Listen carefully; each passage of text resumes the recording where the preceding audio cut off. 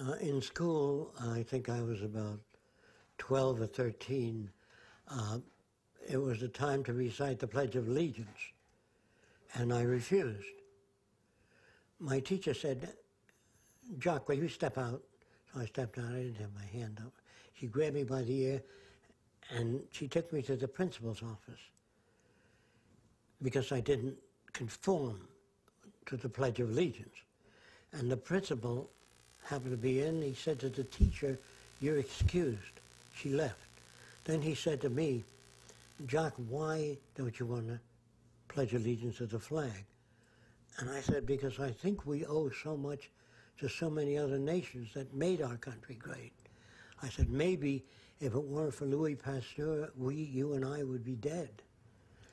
And I said, and then when you go back to the Arabs working on the electric battery years ago, and all the foreign contributions of the balloon and many, Leonardo da Vinci, and I said, we owe so much to so many, I think I'd rather pledge allegiance to the earth and all the people on it to take care of it, the earth and the people, to the best of my ability. So he picked up the phone, he called my mother. He said, "Could you come into my office right away?" My mother came weeping. She was worried about that. I might have done something awful. And I may have done something awful. My mother came into the office, said, "What happened?" He said, "Nothing happened. I'm going to take Jock to Macy's Saturday and buy him a microscope and whatever books he wants, and I'm going to rope off the back of the class and let him do what he wants to do. He's not going to be given any homework, particularly history, because he doesn't believe in it." My mother said, "Well, how will he be able to live in the world if he doesn't do the academic things that other children are doing, if he doesn't get this?" Well, he said he doesn't believe in history. He believes that history is rewritten to make the victor look great, that it has little to do with reality. I can't alter that. So my mother said, "But he won't be given any homework. How is he going to learn new things?" I said, "I wouldn't worry about that." Anyway, he roped off the back of the class, and then he died after a few years, and they cut out that privilege. So I played hooky for months. I didn't go back to school. I went to the Museum of Natural History, the Science Museum in the News Building, the Public Library, and I read what I wanted to read. And I was away from home, from school, almost continuously. I hardly ever went back. Well, in taking books out of the library, I remember underlying significance only. I would underline, I didn't care about anything in the Wright brothers book until they killed a pigeon and began to launch it. That was the beginning of significance. And then I took that into intelligence, and I didn't like intelligence tests because they were only measuring your acculturation, your association with a given culture. And then I came up with a definition. I had to come up with some kind of definition of what I meant by intelligence, and that would have the ability to extract significance from any situation, to separate the signal from the noise, in other terms. I used to go to the Science Museum and Museum of Art and Museum of Technology in the News Building in New York, and I'd walk back over the Brooklyn Bridge. I used to walk there. And late at night, I just don't know what hour, maybe 9 or 10 o'clock in the evening, there was a drunk asleep on the bridge, and a police car pulled up, and they looked at the guy, looked at each other, and looked both ways. I was hiding, and they threw him off the bridge. They didn't want to be thrown up in the car. They didn't want to mess. They were talking about that.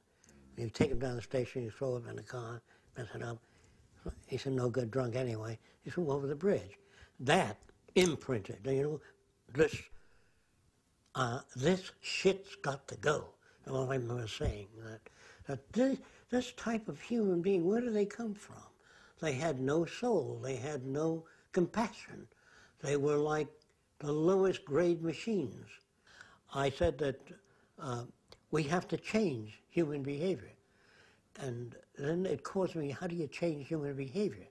So I went to the library and read about factors that change human behavior.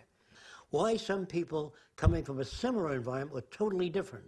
And if environment was everything, what were the factors that shaped these unique patterns of behavior? So I went to work, and I looked around me. The lab was the environment. I lived in New York City. Now, I lived in essentially a Jewish neighborhood, and the Jews used to hire me to put out their candles because they're not allowed to put out a candle on a holy day. And I did that for about a few weeks, and then I timed the burning of a candle. And I used a razor blade inside and cut the wick at a given place. So at 3, 4 o'clock, the candle would go off. So I'd ask them, what time do they want the candle to go off? They called me the miracle boy. And so they would buy these candles from me that knew when to go off. Do you follow me? I'd cut the wick and pull it out in the bottom. And this was the beginning of innovation. And of course, to me, all that appeared as superstitions, unworthy of the concept of a deity.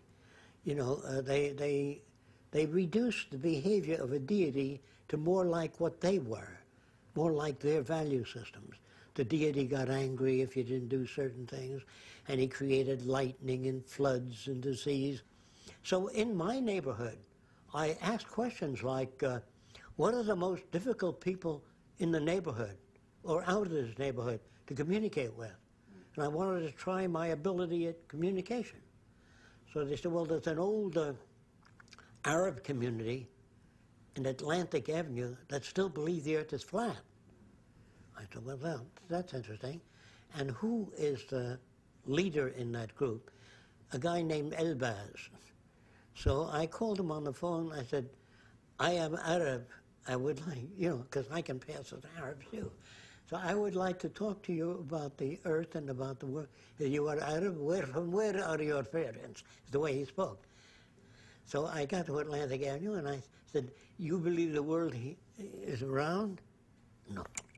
That means unacceptable. It's flat, you can see, look, it's flat. There's no round.